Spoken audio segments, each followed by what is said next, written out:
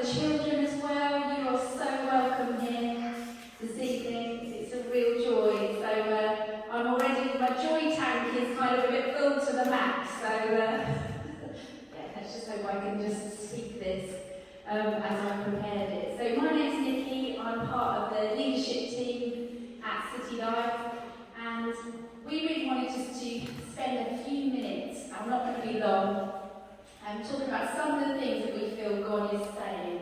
So George and Noah, I know you're going to do a brilliant job for me. I've got a few slides. So slide one would be great. Just shooting up a step, just as I can.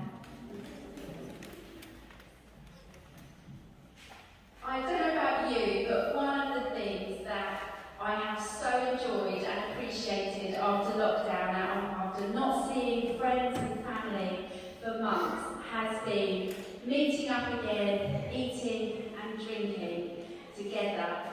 There's so much joy, isn't there, that happens around a table.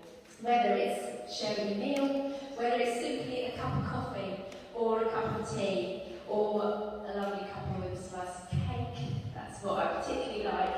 And as Simon Lawton, another church leader in Southampton, said, food is God's love in edible form. Isn't that just music to your ears? Clive's chuckling away. If you're a foodie, I totally agree with this. This is God's love. So, why do we like being with people, sharing a drink, sharing food? Well, at the table, life gets shared, doesn't it? The ups, the downs, when we've had a bad day.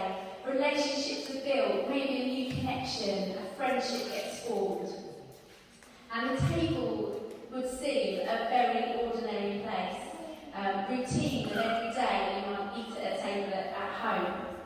But don't be fooled by its potential to bring life-changing community.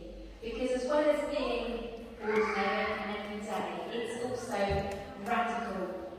Because it can extend an invitation and a welcome to the kingdom of God. And that's just what I want to spend a few moments talking about. Now, God has been speaking to us as the City Life family about being church. Everyone, everywhere, every day. And He's been saying that for a while. I don't know if you remember that from our Scattered Servants series. This was a couple of years ago now. It's about carrying the kingdom wherever we are. And now, without 286, we're having to live it like never before. Responding to His words about going into smaller communities that disciple and invite people in better around our tables. Maybe that's one way. So we're having to listen for His voice and His steps, as it's going to look different for each of us. But hospitality, it feels to me, is just one of those keys that the Bible encourages us to practice. Oh, he's jumped slightly ahead. Hang on, 2 ticks is all right now. He's on it. Keep people on their toes. So hospitality, the Bible encourages us to practice. And I just want to say at this point, if you turned off when you heard the word hospitality, it's not just for the culinary gifted. It's not just the Clives amongst us. Hats off to you, Clive. And it's not just for people who maybe got a house or got a large table. It's for each one of us. So what does that mean? What does it look like? So what do you imagine when I say the word hospitality?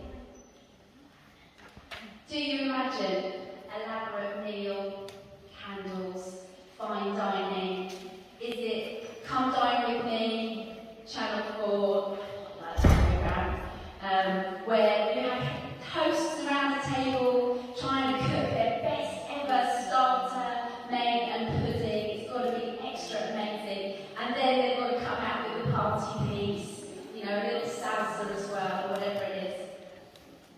Or do you think of the wonderful City Life hospitality team? Back in residence tonight, can we just show our appreciation? Thank you. They get here early, they provide, get their hot drinks on, they clear up after us. Number slide 2, we're already on dictionary terms, means the friendly and generous reception and entertainment of guests, of visitors, or strangers. And one of the key Greek words in the Bible used for hospitality, philoxenia, combines the general word for love, philo, love or affection for people, with the word stranger, xenon. So you've actually got the love of the stranger or the love of the guest. So biblical hospitality is about opening our hearts. It's extending a welcome and an invitation to those who may start off as a stranger, and they may be unlike us, but they could become friends, they could even become family. And so it's not just about welcoming or eating with our friends, lovely as this is, and I highly recommend that we keep that up and keep doing that together. But this is something about the kingdom that we're part of. We're encouraged to display God's great love, His great grace towards every person. So it's not ordinary, it's really radical. And this is what I felt really excited about when I was just looking up. It says in Hebrews 13, verse 2, "Do not neglect to show hospitality to strangers, for thereby some have entertained angels unawares." How amazing! We want to be people of the supernatural, don't we? You know, let's be on the lookout for the strangers in our midst. Slide 3, please, George. I've been watching The Chosen recently. Has anyone watched that? Yeah, woo, popular. For those that haven't, it's a TV drama and it brings the Gospels, the story of Jesus in the Gospels to life. And I've been struck by the amount of meals that Jesus shared with people. It's just like meal after meal after meal. And it just reminded me that he loved to eat, but not just with his friends. It was with those who he absolutely should not have been mixing with as a Jewish rabbi. In Luke 19, Paul's news stole my thunder. We read about the story of Zacchaeus, and I don't know if you remember him. Look at me, a small man. That's what I always remember about Zacchaeus. He was a small man that couldn't see Jesus in the crowd, and he legged it to get ahead, and he climbed that fig sycamore tree to get the best view. And then Jesus walks along and says, "Come down, I'm coming to your house today." And Zacchaeus is absolutely overjoyed, totally excited, absolutely thrilled. Everybody else, complaining, shocked, he's going to the house of an absolute notorious crook. Does he know? Doesn't he? How could he? Why is he going there? And the story ends, next slide. Zacchaeus stood before the Lord and said, "I will give half my wealth to the poor. Lord, if I've cheated people on their taxes, I'll give them 4 times as much back." Jesus responded, "Salvation has come to this house today, for this man has shown himself to be a true son of Abraham. For the Son of Man came to seek and save those who are lost." Why is this even significant? Why is it there in the Bible? Well, those of you who are listening to Beamer will know probably better than I do that to the original audience witnessing this would have been seen as dangerous. It would have been seen as really disruptive to the status quo. This is not the thing to be doing. Zacchaeus was hated. He was a tax farmer. He sold out his community, his fellow Jews, to the Romans. So the tax collectors and women involved in prostitution were the lowest on the social ladder. They were to be left out, excluded. Now, meals meant more in that society than they do now to us. They brought people together, but they also significantly kept people apart. So Pharisees were about not eating with Gentiles, that's people who weren't Jews. Everybody was to live by the command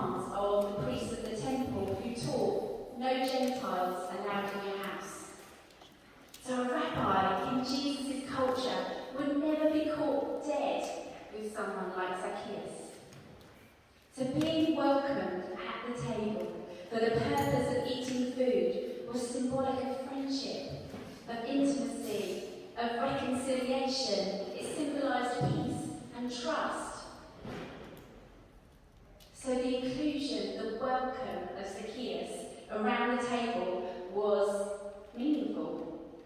And it was a sign of God's great welcome into the kingdom. How amazing. Next slide, please. So Jesus' mission, as we've heard tonight, it is to seek and to save the lost. And he seemed to do a lot of this by eating and drinking with people. He extended an invitation and a welcome. And especially to those who hadn't heard the good news of the kingdom. The outsider, those on the margins, the hurting. He shared that the kingdom's near. It's available for all. Unlock your heart. Let God in. This is the good news of the kingdom. So the heart of biblical hospitality, you've probably all got it by now, is to love and to welcome people wherever we are. We are each carriers of the kingdom, and we take it with us to our workplace, to school, to the doctor's practice, to hospitals. We take it to university. We take it to the school gate. Hospitality is actually a way of life. It's living generously and initiating maybe a connection, a welcome. And when we do that, the kingdom comes close. Now you know the City Life family is a generous community, known for our love and our service for asylum seekers and refugees, the homeless, women involved in prostitution, the poor and the vulnerable in our city, and also in the nations. But there's many more in our city still needing a welcome and an invitation from us. Maybe you've got a neighbour, maybe a work colleague, maybe a mum that's a friend of yours. So a question we might ask is, how might we expand our circle of welcome? How might God be inviting us to make space for the stranger in our lives, and maybe around our table? And I really want to encourage us to chat and to pray about this in our connect groups, in our small groupings, and see what God's saying to you. Slide 6, please, George.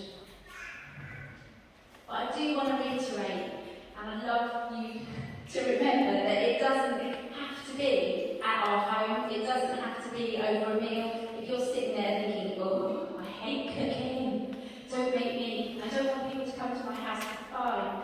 It doesn't have to just look like that. I wanted to give you a couple of examples.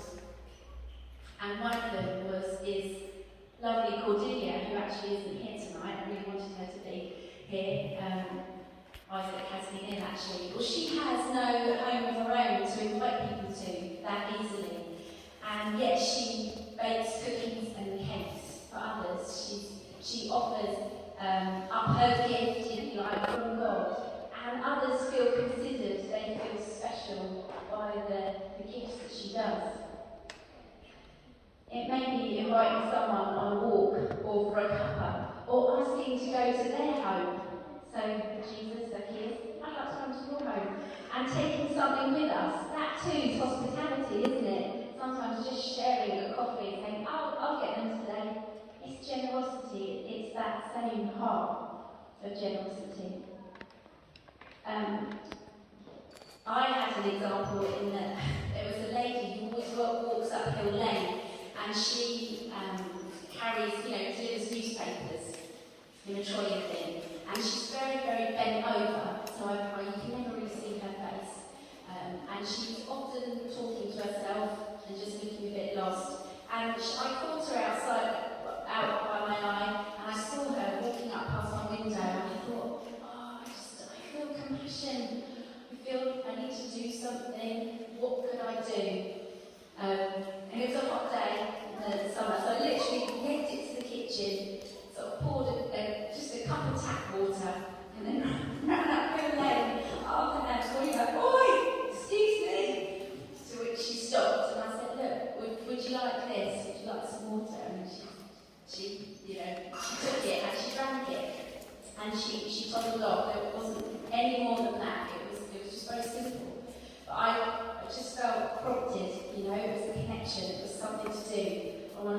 Lady blessed. So I'm going to finish there, but I just want to encourage us to be like Jesus, to do as he did. Let's open our hearts to be hospitable wherever we are. Let's welcome people in to the kingdom, believing that when we show hospitality, that God's love is experienced. God can work, his spirit can move. So can I just pray for us? I'd like to just pray. And then we're going to worship. Thank you, Jesus, that you made room for me at your table. And you've invited me to join you. Help me to see and to take the opportunity to make space for others at the table as well, particularly those who are unlike me. Let us be like you, Jesus. Let your kingdom come as we offer our hearts to you, as we offer our homes and what we have to you. That you would be blessed and that your kingdom would come in Southampton. And everybody said,